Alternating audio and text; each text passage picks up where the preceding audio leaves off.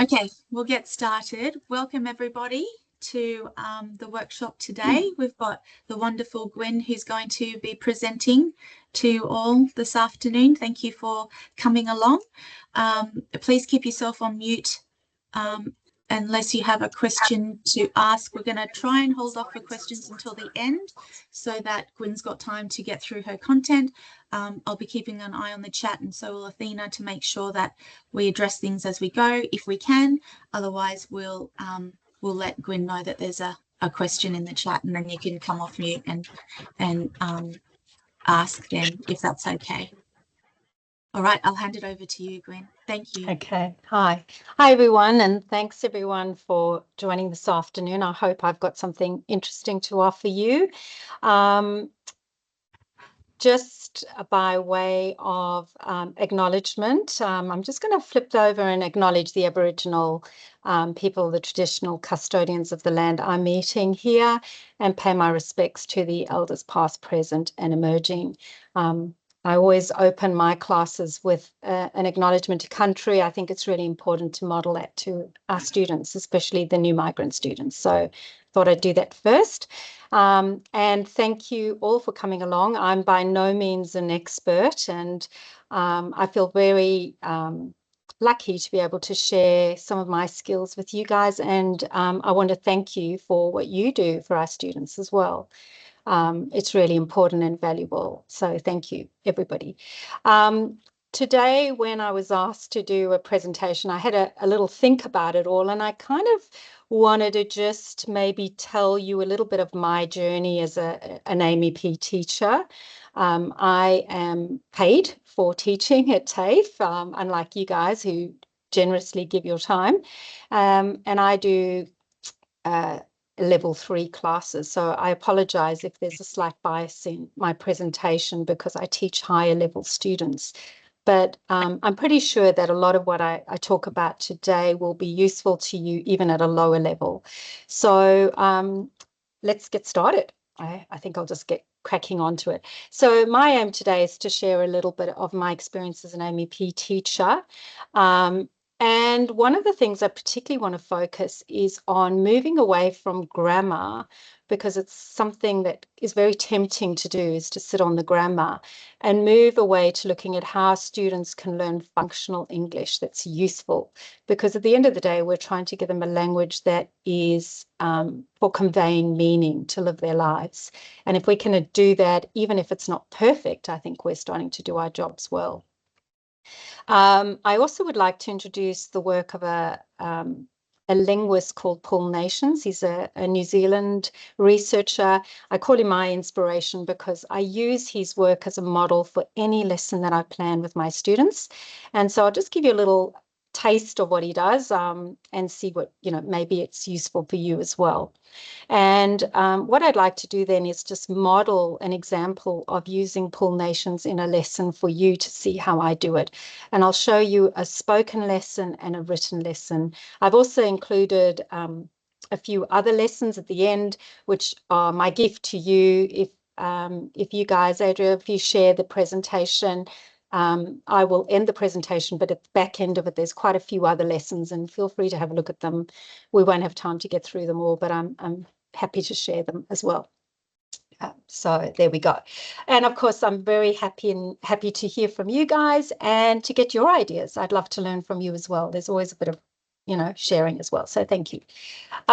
So let's get going. My story, I've been an AMEP teacher since 2010. And one of the observations I had over time is students in my classes generally don't just want the English. Quite often they're chasing settlement information. So just, living life in Australia. And the other part they're chasing is connection with people. And it's something I bear in mind when I'm teaching. So one of the things I always do for my classes is I create WhatsApp groups for AMEP, and it really is a useful way to help students connect. It's been really good. The other thing that I find is with WhatsApp, students follow my lead. So things like I start sharing small things on WhatsApp, snippets about Australian life, my life, funny news stories, funny comics. And what generally happens is students enjoy it and start responding and start writing and they ask me questions. Apologies, I can see a few typos on my slides. I'll fix those up later. And I noticed that the students start using their English more freely, particularly on the WhatsApp, and it seems to be authentic and real. And that's really what we're aiming for. So to show you, and I guess they maybe engage with it more because it's engaging and interesting for them. So let's have a look at some examples rather than keep talking. Here's some examples of the WhatsApp group. I'll start with the slippers. This is just somebody showing a photo of cute, warm slippers and people commenting, rabbits, and you start getting these random little snippets, but it creates conversation on the WhatsApp. They're using the English, they're having a bit of fun, they're sharing life's experience. So I think with the slippers, there was a whole conversation about where you bought them, how cute they were, how much they were. And I would pipe in there going, it was a bargain, wow, cute, using a lot of Australian slang. And that was fun. And it's nice to see them using the English. The second one you can see is everyone must keep warm because of flu coming. My family have suffered from sickness. And we had a great time talking about that in class because that's really formal English. And talking about suffering from illness when you say, I'm just feeling crook, I'm feeling sick.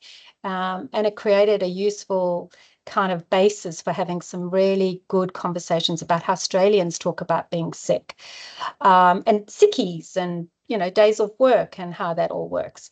The next one was just sharing. Somebody went to Vivid, shared some photos, and it was a great thing to say, why don't you go there and go and have a look and enjoy Vivid? Go and walk amongst the Australians, have a look, come back, tell us what you see and learn. Again, it creates an opportunity for conversation. And then you can see students, you can see 3 students here sharing. They've gone wishing everybody happy Chinese Year, somebody else's Spring Festival, and people talking about where they're going, great restaurants, that kind of stuff. It's really engaging and people are using the English. So the WhatsApp was a real eye-opener for me, particularly my classes. So things like you can see there the silly little joke, how to make meetings shorter, and we kind of talked about that as a joke. I shared this photo, the middle photo, talking about some vandalism in my neighborhood. Again, it's a picture prompt, got lots of conversation, commentary about what I mean by vandalism. Is it a crime? I think we went down a whole rabbit's hole, but again, engaging, just something I noticed while I was walking in a reserve, posted it, got a conversation going, really fun, engaging stuff. Then this one, you've got a student sharing a Kit Kat because we'd spoken about Are You OK Day in class. And she landed up buying one and posting, and we landed up again talking about why is it in the marketing material, and a bit of cultural information about that. So I just these are more examples. This one is a little bit of a motivational one about learning English, what you see and what you don't see in terms of learning a language. And, there's a lot of practice, vocab study. We had a lot of conversation about that. I posted, this was during the Lismore floods. It was just a cartoon. And again, what's that fire danger thing about? It goes down a whole path and a rabbit's warren of interesting conversations. And then this lady on my far right is a guy called Monty Franklin, and he posts quite a lot where he talks to his mum about Australian English. Monty lives in America, and he gets his mum to share how, he's got a picture of a sandwich. He goes, "Hey, mum, what's that?" And she goes, "That's a singer." And it's just a bit of fun. And, sharing fun clips like that is the way to go. So I guess for me, I started becoming a collector. And in my everyday life, as I live my life, I go around looking at snips, cartoons, social media, and anything I see in social media, I collect because it can be a really useful way of teaching about Australia and English at the same time. Our students are hungry for that. And I think you're crazy not grabbing that realia. And yeah, just walking to Coles, you can have some fun. Just looking at the parking signs, just take a photo and then talk about it with your students. Anything about Australia, you just want to be in conversation with someone and have some fun. And the other thing is obviously, you know, your students, so you can tap into their interests. So in some respects, having one student is much easier than having a class because you really get to know the person you're teaching. This is an example of my folder for collecting, and you can see just the range of stuff that I just dump in. Sometimes I might not use it immediately, but it's something that kind of I might have seen. So you can see from the top, will we still be a city for young people? How Sydney jobs will change in the next 10 years. If I'm teaching an employment class, I might pull that out and have a conversation. There's a guy who runs something called the North Shore Lorikeet. His stuff is gold if you're looking for engaging Australian stuff. So, for example, he did one on councils killing owls. There's something about tires, fun language. You can just see the random stuff that I'm collecting, and I just put them in a little folder. And then when I'm looking for some inspo, I might just go and jump in there and pull out stuff. Because some weeks you find a lot of stuff, and some weeks you don't. You just kind of have to keep collecting and thinking about your audience. And even if your audience is quite a low level, I think you can still talk about owls and killing owls in very simple language, for example. Yeah. So that's just, I'm going to start off by saying that as a teacher, I've realized that connection comes from looking around you and finding engaging material with your students. That's the first thing I would say. Now, I'm going Gwen, to move on. could I Yeah, just stop you? There's just a couple of comments in the chat. yeah. So David has asked who these WA groups are, and then there's another comment in there from Bill to say, are these resources face to face or online? I'm not sure if that's what you're trying to ask. Um, So are these resources, sorry, what did you say? Are these? so face to face and online? Yeah, I teach face to face, but you could do this online as well. You could Yeah. use a screen, share a screen, anything you collect. The WhatsApp screenshots I've got, you just dump into a screen and you could share them. Yeah. Yeah, newspaper articles. I'll show you a little bit later how I use picture prompts to kind of get a conversation going, because you can't just throw a whole article at someone. You might just tease it out a little bit, and that's what Yeah. I will show you in a minute. Sorry, Perfect. Adria, Thank what's what you. the first question was? Where did I get the Um, resources? who is in these WA groups? What is the WA group? I'm not sure what David's referring to there. We might get you to come off mute at the end of the session, David. Okay, In terms of the sorry. questions that you group. guys pop WA into the is chat. WhatsApp. Oh, WhatsApp. Oh, okay. Right. Oh, In these terms are of the my questions, classes. yeah. So In these terms of the WhatsApp questions groups. that you guys pop into the chat, if you could make sure that when I read them, like you type a whole sentence in there so that when I read them out, it's it's obvious to Gwen what she needs to Okay. answer, because we So might skip forward a little bit. Yeah. So my WhatsApp groups, David, are my classes. So if you just had one student, you could just have an interaction with one student, for example. It depends on how available you want to be. So for me, with my students, I tend to only do it on the days I'm working, and I let them share. But if you've only got one student, it might not work as well. But what I was trying to demonstrate with the WhatsApp group is just how having a simple prompt can create a conversation. So you could, for example, collect a few of these and then sit with your student and start a conversation. For me, in my classes, the students are communicating with each other, and I sometimes just let them go free range. And then in class, I'll go back and have a look at how this person has expressed that their family is ill and how Australians would do it. But I want my students to feel comfortable using English, having a crack at it safely. And the WhatsApp group seem to do that. Also, having engaging stuff is really the thing. So for you, your takeaway, I would encourage you to just become a collector of interesting, engaging materials that can come from just a sign, from a picture, a cartoon. When you buy coffee, something somebody says to you, just anything, just be a really good collector, because that leads to really interesting lessons, which are what I think we really should be doing with our students, is being engaging and settlement focused. Yeah. So if you don't mind, I'm going to jump to Paul Nations now and just do a really, and I feel embarrassed because Paul Nations, I think if he hears my summary I'm about to give you, he might want to kill me because this is years and years of very deep research that he's done. But in essence, what I'd like to do is just give you a taste of what he talks about. So Paul Nations is, as I said, a New Zealand linguist, and his goal is to create a balanced language teaching lesson. So he talks about a language course, but I try to do this in every lesson I teach. It could be for an hour, it could be for 5 hours. But whenever I prepare a class, I try to have 25% of my time on each of these elements in a lesson. So I'll start with the language focused learning part because that's probably the one that we all would know. Language focused learning here, what we're talking about is focusing on teaching grammar, the rules of grammar.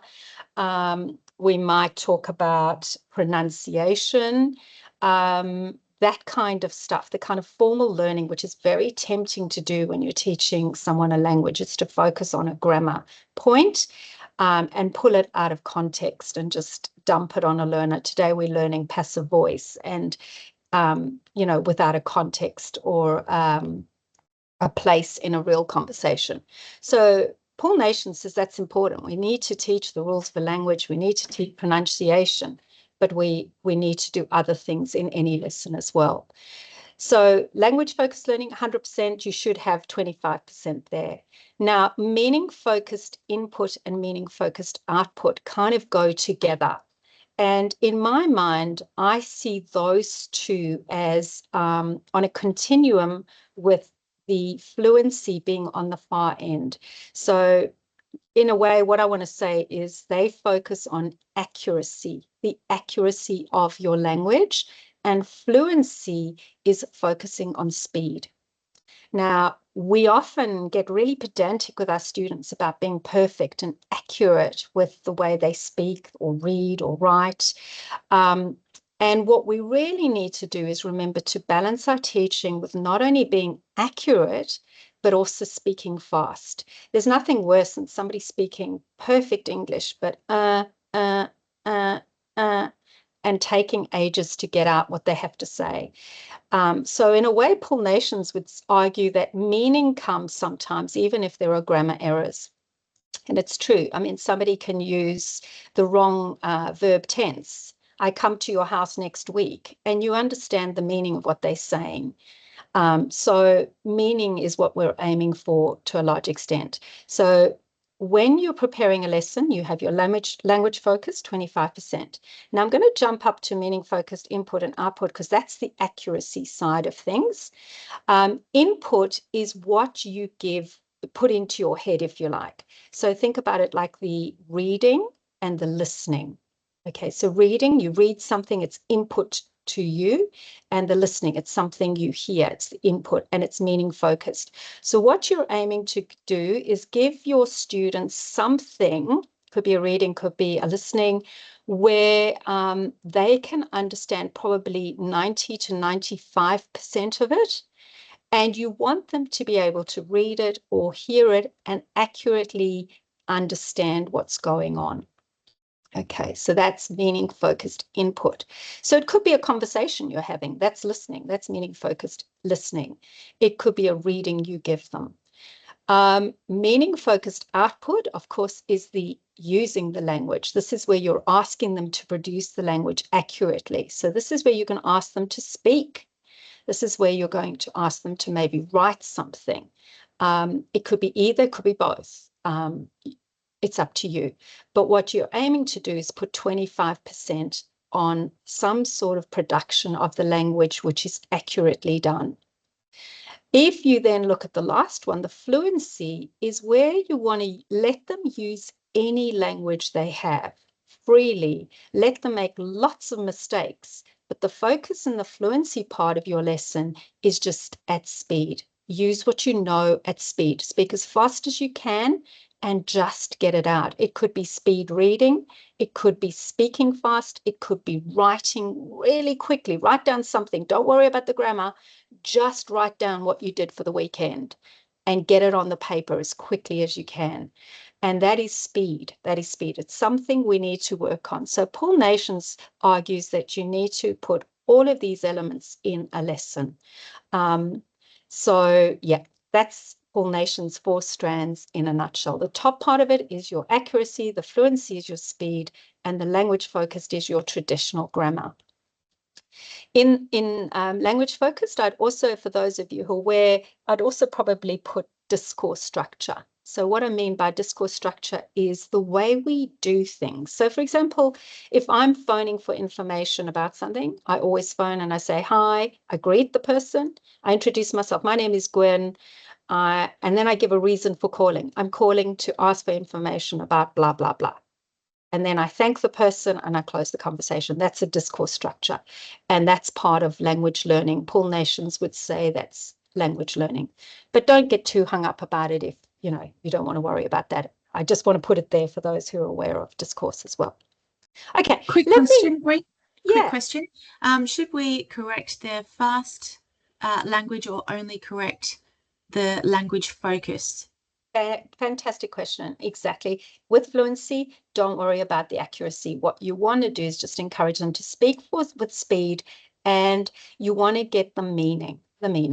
Do I understand what they're saying? When they're speaking at speed, do I get a sense of the meaning?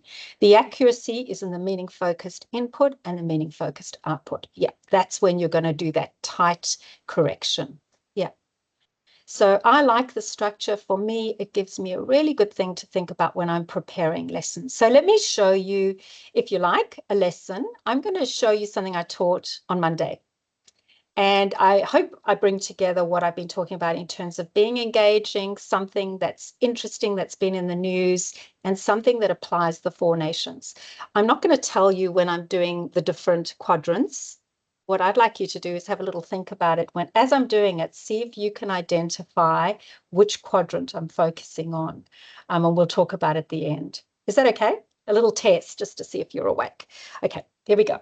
So this was a conversation I had with my English EAL class 3. And I just started the class by asking them if they like cats or dogs, what would they do if their pet went missing? And, they think pets are good for you. Just a warmer, get them talking about pets, get them going. Then I showed them this. And I said, just some photos that I got off the newspaper. I'm sure some of you know the story. And I just said, what do you think? What happened? And, we spoke about firefighters. They could see a high-rise building. A lot of them didn't know the story. They thought it was a cat. It looked like a cat to them. I didn't correct them. I just let them freely talk. And this is a way of kind of getting vocab out of people, talking about what they see, a high-rise building, or there's a louver window. Looks like there's a window ledge. And we kind of got that going. Then I shared this, which was the Facebook post that was online. And I said, let's read it. And I just started with, our little doggy has gone missing from our apartment, strangest circumstances. And we spoke a little bit about what this could be, what's going on. I didn't give them the answer. I just teased them a little bit with what this Facebook post was about. Got them interested. They were talking amongst themselves. Strangest circumstances led to a lot of conversation. Yeah, why is it a doggy, not a dog? That kind of thing. All really useful, kind of fun stuff. Then what I did was I shared the headline from the news article, and I just said, oh, this is it, daring dog rescue from ledge high rise. And I got them to talk to each other. Now, if you were teaching one person, you could just say, well, what do you think this is all about? What's going on here? What can you see? And again, what we're doing is preparing the students. By doing this, we're teasing them, we're getting the vocab out, we're kind of preparing their brains for what's to come, because they're going to land up guessing what the story is about. I don't think it's too hard to guess, but they're pretty much guessing and using the language, talking freely. I then shared these words with them in my class, and in my class, usually what they have to do is they look at the words, they tick off the ones they know, and usually I get them to ask someone next to them what those words mean. Now, they would probably ask you, or you look up in a dictionary. It's a level 3 class, so the words are probably fairly difficult, but you could do this for anything, even a short text. But I'm just preparing them for the reading that's coming. We spoke about onlookers, a lot of work on vocabulary, a lot of them, a lot of repetition. We spoke about words. And then I would take the page away and I'd say, okay, what words did you remember? Which words do you know? Which ones do you like? Which ones are you going to use? We just played around a little bit with them. Now, before they read the story, I get them to skim. This is the first part. I always get them to skim and look at the headline of a story and look at the pictures. Really useful. Again, it's research-based in terms of reading practice. Get your students to be prepared for the reading they're about to do. They're guessing what the story is going to be. They're talking. Then what I do is I get them to scan an article. So they're not reading in depth. They're just taking their finger and they're running it across the reading and they're calling out numbers they see, any numbers. So LB, I think, was 2. So they'd go 2, 13 for the 13th floor. And we're looking at the numbers. And again, we're just talking about words, getting language. Then what I did was I got them to scan for people: firefighter, LB's owner, security official. So we pulled out a lot of words that were in the reading. And again, they've got a whole lot of vocabulary that's preparing them for reading. And then I'll open up the reading that I gave them. Just try and make it a little bit larger. You don't really need to read it. And this is what they landed up reading in depth, really, really slowly. They landed up reading the story of LB. And for those of you who don't know, it's about a dog who got caught on a window ledge on the 13th floor of a high-rise building in Dewine. And this little dog walked all the way around with no security and then landed up being stuck on a ledge between the window. And he got rescued, and it was a very happy story in the end. It's really quite sweet. And so this is the story, which I got from a newspaper. And I did a little bit of editing, thanks ChatGPT. ChatGPT kind of, I just said, make it appropriate for EAL level 3 class. And ChatGPT did that, and then I just read through it and maybe made it a little bit easier. And then I got ChatGPT to help me with some true or false comprehension questions based on the article. And I got the students to read the article and answer true or false. So by then they were quite familiar with the story, quite comfortable with the vocabulary, and quite happy to try the comprehension exercise. So lots of fun, lots of chatting about how cute that was and all of that. So nice. What happened next was I got them to highlight new words and ask friends, ask questions of each other. If there was something they weren't sure about, they just went back and they had a little conversation about the story. So they're still reading the story in detail, getting close to understanding quite closely what this reading is all about. I'm going to go back to the reading, because if you look at this, what I noticed when I did get the reading is there was a lot of passive voice in this article. She was given much needed water, for example. So that's an example of passive voice, a nice grammar point that I can pull out to teach them, because I'm doing my Paul Nations lesson. I'm thinking, well, there's got to be some grammar here that I could teach them. And I could see a whole lot of passive voice. You know, safety harness was lowered down. LB was trapped. So beautiful passive voice. So in class, I did a bit of a grammar lesson on passive voice with them and just did a little quick reminder of what passive voice is, how it works, and so on. And then, of course, we went back to the reading and I had a little passive voice exercise which related to the reading, where they could apply what they'd learned in terms of passive voice in the reading. So that was LB's story. I've now done a detailed reading and we've done the passive voice. And then I thought, oh, you know what? There's so many news links. Why not do a bit of speaking and listening practice? And because they'd had all the vocab and we'd done all that hard work with all that vocab, I shared, I think in the end, I landed up using a link, this link here, which was a Facebook link I found, which was Channel 7's summary of LB. And it was kind of nice because it was a visual of what the story was all about. So if they didn't understand it from the reading, by listening and watching the pictures, they certainly would know by the end of it. I didn't do any comprehension. I just did it purely to make sure that they had a visual. They could watch the video and they pretty much had a good understanding of what had happened. Okay. I then got them to chat to their friends and share what they heard. Did they hear anything new? Was there anything different from the reading that I'd already shared? And yeah, we just had a little conversation there, a little bit of listening practice. Now, then what, sorry, we're going to have to just skip that because my preso is going to want to do that. And then finally, I ended the lesson with this.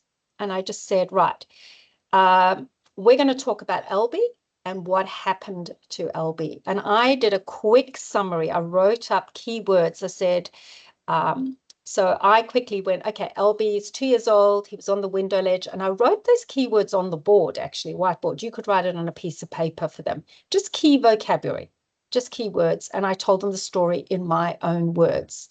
And I left it on the board and I just said, I want you to tell the story to your friend at speed. You've got 2 minutes. Tell them the story. Hi, how are you? You know, did you see the story about Albie? Oh my gosh, I've got to tell you the story about this dog that got trapped on the 13th floor. And they had to quickly tell their friend the story. The vocab was on the board, so they could use the vocab if they forgot it. And they just tried to tell the story. I wasn't worried about accuracy. Just tell the story as quickly as you can. The first time, everybody's shocking, terrible, struggling, can't use the vocab. Then what I do is say, try again. But this time you've got a little bit shorter, maybe give them 1 minute and 50 seconds. And they tell the story again. And they practice telling the story again. And then we do it again. Tell the story again. Third time, fast, with speed. The fourth time, I might take the vocabulary off the board, might rub it off, might take it away. And then just say, try again this time. Try again. Practice again. Now they're retelling the story of Albie. There is a question in the chat there from David that says, what tools do you use to increase speed? Don't know if you want to touch on that at the end, but I just thought it might be appropriate to bring up memory. Well, I think there's not much other than to put a clock on their talking. If you don't put a clock on it, they tend to be too slow. So you say, I'm going to give you 2 minutes and I want you to try and tell me the story. The first time it's a disaster, I can tell you. Usually students are struggling to get it out. Then you might repeat it to them. You might tell them the story again.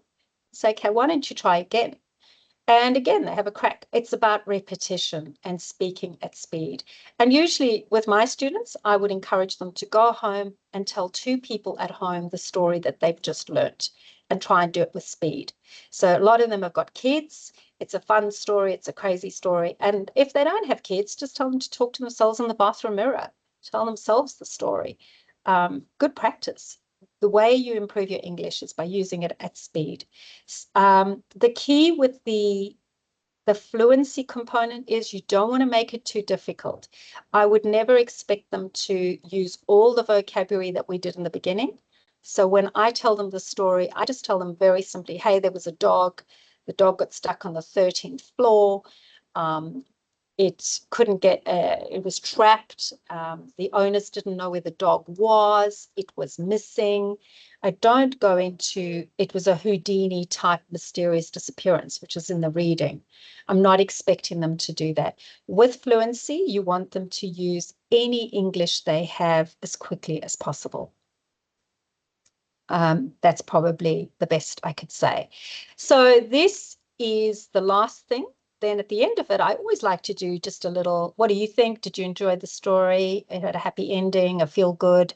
I liked this question. It caused a lot of controversy in my class. Do you think firefighters should be doing this kind of work? Waste of money, a dog, you know, blah, blah, blah. And then we shared what we thought of the story. It was kind of fun, you know, just kind of a nice little wrap up for the end of the story. So this was a lesson I did with my class, EAL 3. And I hope that you get a sense of what I did with the 4 strands. I don't know if you could identify the various components, but you can see that I don't purely contain the language-focused learning all in one hit.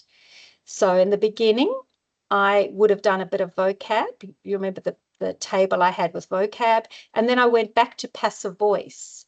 So the language learning was kind of interspersed throughout the lesson. The meaning-focused input would have been the reading that I gave them.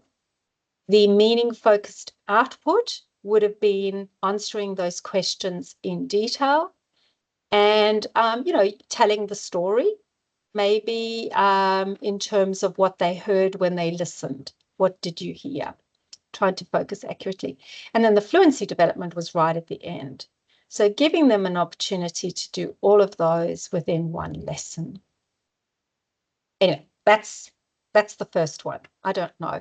So for what it's worth, that's I'm hoping bringing together an engaging content, being a collector, looking at something that you think would be fun for the student, and then just building a little lesson. I'll be honest with you, as I said, I love ChatGPT nowadays. It really, really helps me so much. And you could have taken LB's story. You can see my prompt. I use the text I copied to help me prepare a lesson for B1 learners. I want to start with discussion questions to engage the learners, then prepare comprehensive true and false questions. Give me the answers, and then I want you to find all the passive verbs and create a close for them. And that's what it did for me. Thanks, ChatGPT, all of 5 minutes.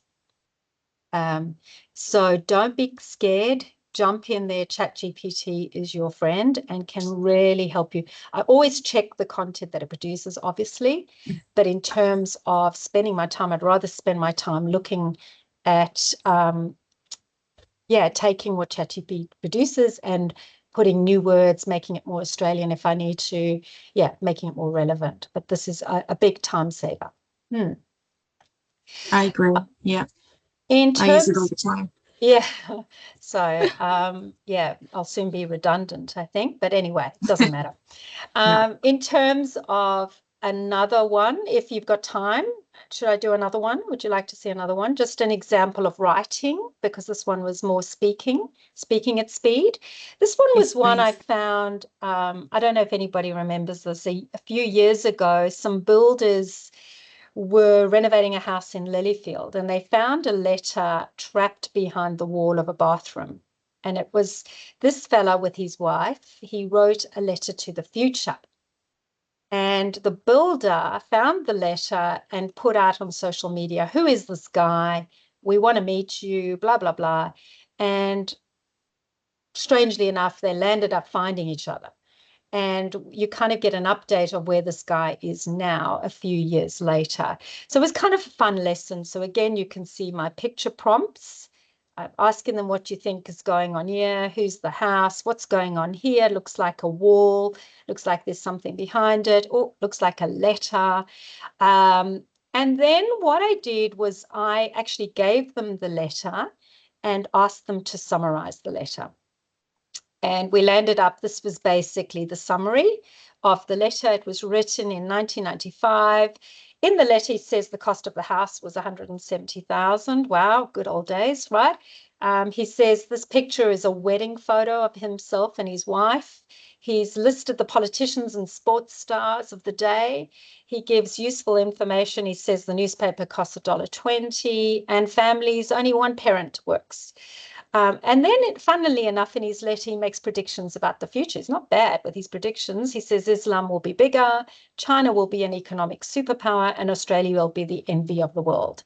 So those were his predictions. It was kind of fun. We had a bit of fun looking at the letter, reading it, comprehending it, understanding it. It was a bit of fun. And then what I did in terms of the language learning, I thought, you know what? Let's focus on, I knew my goal was to get them to write a letter to the future themselves. So I thought, maybe they could put some advice in their letter for the future. So I gave them the language of giving advice. And I found a video and we spoke about how you give advice in English. That would be my grammar language learning point for the lesson. And we did a little bit of that. You can see I've got a little basic structure, nothing too deep, but enough to give them something to pin advice writing on. In terms of speaking, I did do a little bit of speaking, and I wanted them to accurately try and describe what items they would put in a time capsule, what their predictions for the future would be, what they would say, and give some advice. So I did give them time to practice, write down some things, think about what they would put. They wrote down just key ideas, and then they spoke to a friend about what their time capsule would hold. And then for fluency, for this one, I call it shh, just write. And my students know what shh, just write means put away everything. You've got 2 minutes. Write your letter to the future as fast as you can. Just write. Don't worry about grammar. Don't worry about anything. Just quickly prepare a letter for the future. You've got 5 minutes. The builder's closing that wall. You've got to get your letter in. Quick, get it down. Write down a letter for the future. They're using their English. It's engaging. It's fun. And they're writing at speed. They're writing at speed. That's that fluency component, writing at speed. You need to be able to write at speed. And again, you can see in that letter, in that lesson, I've tried to include all components of Paul Nations. Now, I'm not perfect, and I certainly sometimes go, oh, wow, I was missing a meaning-focused output in that lesson. Not so great. We're not perfect, but I think it's an ideal model to aspire to. And I think it just helps me when I'm planning a lesson to think about all these components and try and aim for them all. Don't always get them, but you can try. And then for the rest of my lessons, I just wanted to say in summary, I really would encourage you, just make your lessons as interesting and as real and as authentic as you can, because that's when the real English is going to happen. It's fun. Always try and think about balancing over the 4 strands of learning. And if you're having fun, I think they're having fun too. My students know I love dogs and animals, and so they can tell that I'm enjoying it. They enjoy it. We have a bit of fun together. And the learning of English is just kind of the side byline of some time spent together. Yeah, meaning. As I said to you, for this is a very kind teacher. And one of the teachers was telling them, I'm coming to talk to you. And she said to me, she produced this list of useful resources for SL teachers. She teaches at Willoughby Council Mosaic Centre as a volunteer, and she produced this for them. I'm very happy to share it. She kindly shared it with me. And I just thought, given that I'm here, I'll share it with you guys. Maybe you can share it later. It's a link to a whole lot of resources she's put together for their tutors. And I think she's fabulous for sharing it. I know, That's isn't really she wonderful? nice. Thank you. Yeah. And then at the end of mine, I've just got some more lessons. I'll just randomly go through. This one was on trendy drinks. I just thought it was fun. You know, bubble tea was popular. And I won't do this, but you can see again another example of this one was an article, for those of you who live in Artarmon Gazette. They had a little story about a migrant who's opened a tailor shop. And again, that's my lesson there. This one was one about tree hugging and I think that, yeah, forest bathing. I saw an article about forest bathing. Never knew what it was. I was interested in the topic. This is my colleague kissing a tree because we thought we'd do a bit of forest bathing ourselves. And then picture prompts. And again, that was a lesson. I'm happy to share it with you. This one was a sausage eating record. You see how random they are, but they're kind of fun. I'm interested. It's fun. This is an Australian who won it. Blind Luck was a video I saw. Again, it was a video about, it was a British film. And it was about somebody who buys a lottery ticket and things go awry. Again, happy to share it. Follow the story, see what you think. You can see there's the watching. You can watch the video. I've got the film there. I can go on and on, Adra, but I won't. Whoops, sorry. So there we go. That's my 5 cents. So yeah, I'll stop sharing now. And you're more than welcome to dig in at the end of the lesson. There's a whole lot more there. We've got a question in the chat from David. Yeah. David, would you like to come off mute and ask your question?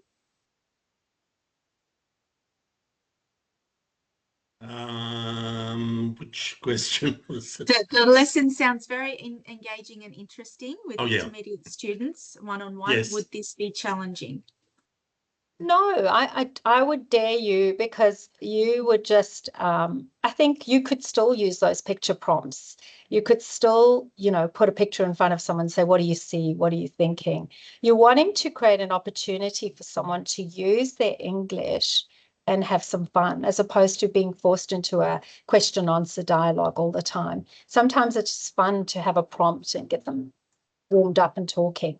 Yeah. Yes, it's a little bit more intense because it's one-on-one, there's no doubt. Yeah. So you might, and in a classroom, you can hide in groups, but I think you can still definitely apply it, and I still do. And I think you can probably use chat GPT to kind of align it more to a lower level student. Absolutely. That story of Albie, it could be done with a level 1 student. You just pop that text from the newspaper into ChatGPT and say, I've got a beginner learner, simplify this text. Read what ChatGPT gives you and go, no, ChatGPT, that's still too hard. Make it even easier. Joanne's got a comment. Sounds like very creative, but also like a lot of work. And I'm wondering, as volunteers, is the level of preparation we're expected to achieve? The level of preparation that you have before your sessions is entirely up to you, Joanne. So you might like to spend, I would say, at least an hour you would spend doing some prep before you go into a session with a student, but that's up to you.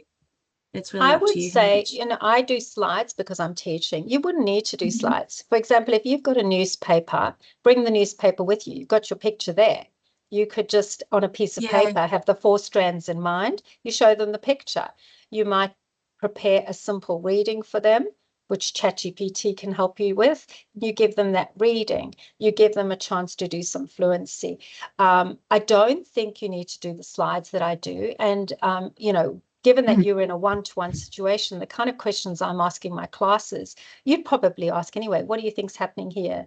You could think of random questions to ask them about the stories that you share with them. It's just, it's just right. how much time you've got. Yeah. I get paid, so I accept I need to do a lot more preparation. I need to be a little bit more professional. Yeah, it's I think you do a great job, and thank you so much for sharing these resources. But yeah, I think it is important to remember that you are a teacher, so you get a certain amount of time to put into building your resources like this.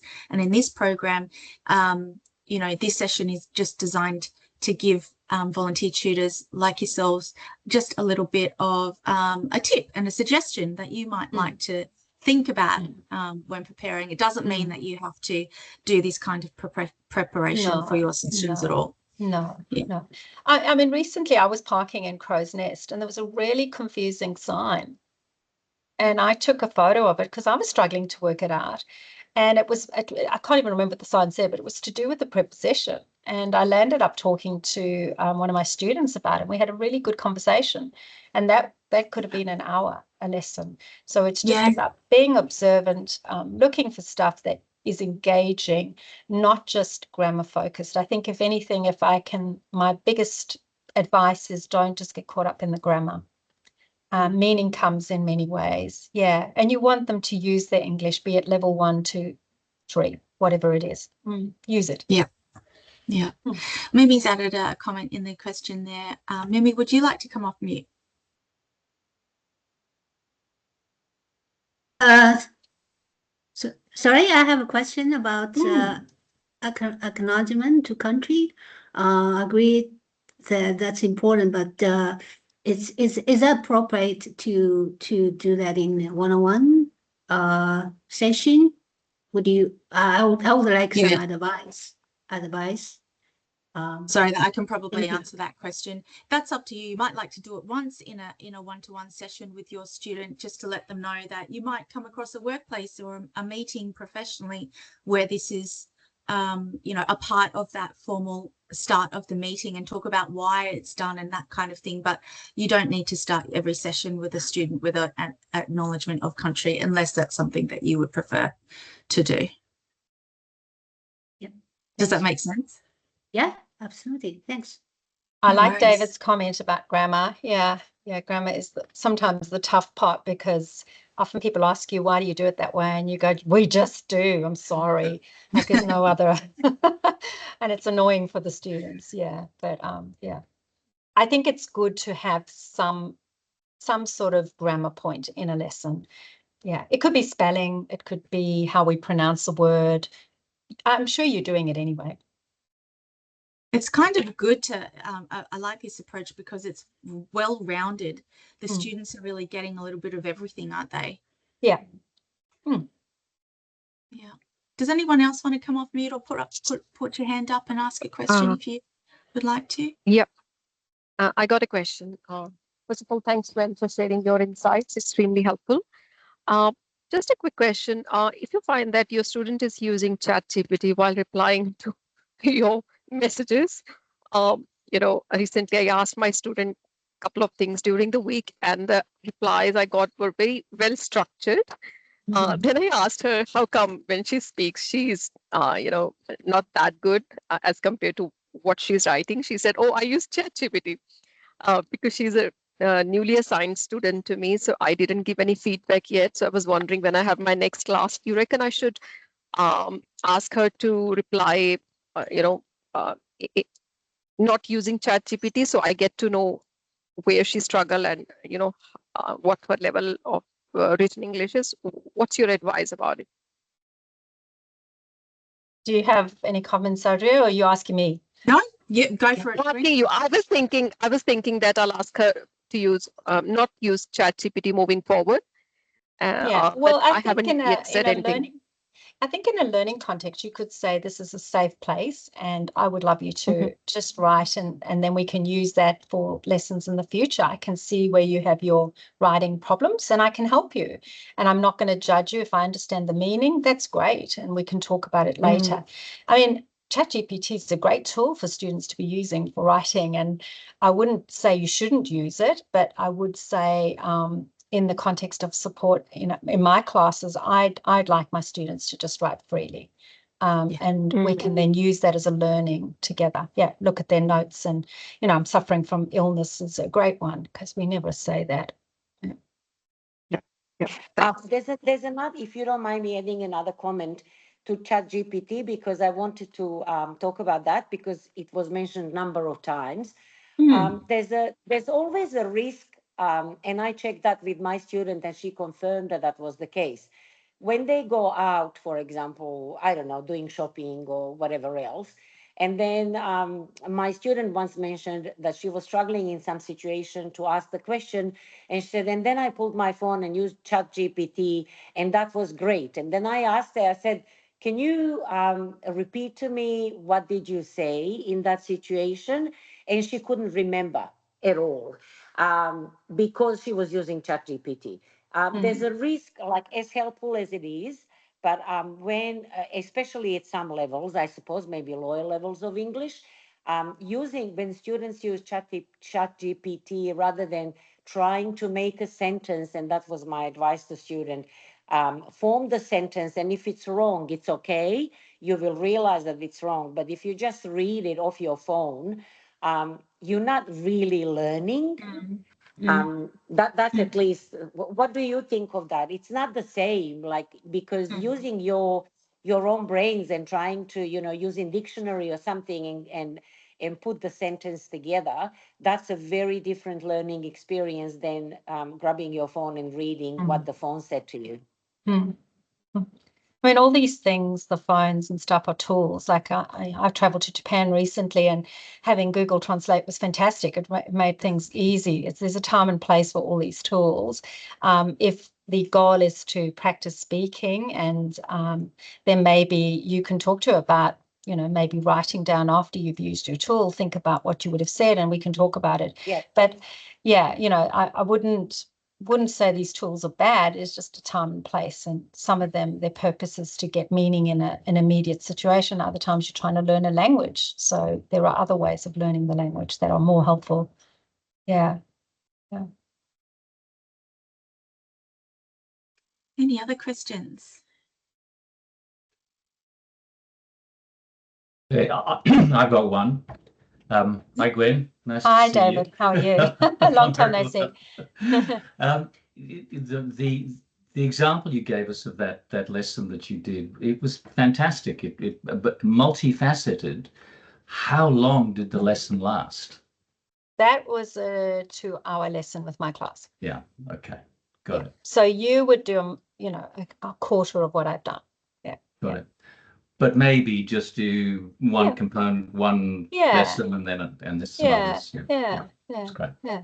It just depends. And the idea is just remember to balance your lessons with accuracy and speed, and then have a language thing. That's really what I'm trying to say in essence. Yeah. And if you can do all of those, you're doing your students a great service. Yeah.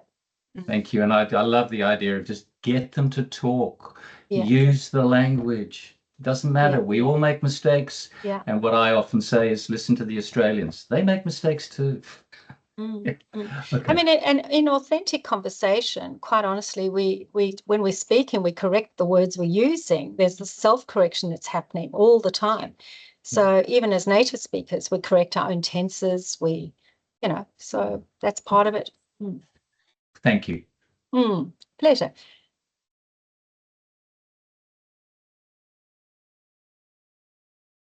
Anything else? Comment from Tinu in the chat. I think it's good. It is good starting point when they jump to chat GPT, which means they are struggling at a good place to start from here. Feel free to come off mute, guys, if you want to jump in. Lots of thank yous for the session today. Yeah, absolutely. It's been great. Thank you, Gwen. I think, my final parting words is I think I've got the best job in the world. You're catching people at one of the most vulnerable times in their lives. They're new in a country, and how lucky are we to be the welcoming mat for them and to support them as they learn a bloody hard language, and be really supportive. I think it's fantastic. And the exciting part is when they get back to you and tell you a few years later that they've got jobs or they settled or their kids are doing well. It's really very rewarding. So I thank you so much for what you do. It's so important and part of building a really beautiful multicultural Australia. Really, really believe in it, and it needs people like us. Yeah. Absolutely. Totally agree with you, Gwen. Okay, last call for questions and we might finish up. No? Well, I just want to say a big thank you very much for running this session, and we'll send out the recording shortly afterwards as well, and it will be uploaded to our private YouTube channel so that people can look back at it later on if they need to as well. So thanks everyone for coming along today, making the time to join. Thanks. And thank you Thank you, again. Gwen. Bye, everyone. Bye. Thank you. Thank you. Thank you, Gwen. Bye. Bye. Bye.